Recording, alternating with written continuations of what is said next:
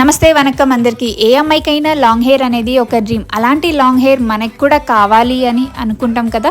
So ఈ video మీకోసమే, ఎక్కడ మిస్ కాకుండా ఎండ్ వరకు చూడండి. మన కిచెన్లోనే రెగ్యులర్గా దొరికే ఐటెంతోనే మనమైతే మన హెయిర్ గ్రోత్ని ఇంప్రూవ్ చేసుకోవచ్చు. అదేంటంటే మెంతులు ఫ్రెండ్స్. సో ఈరోజు నేనైతే మెంతులు టోనర్ని అయితే ప్రిపేర్ చేస్తున్నాను. దానికి ఒకే ఒక ఇంగ్రీడియంట్ మెంతులు ఉంటే సరిపోతుంది.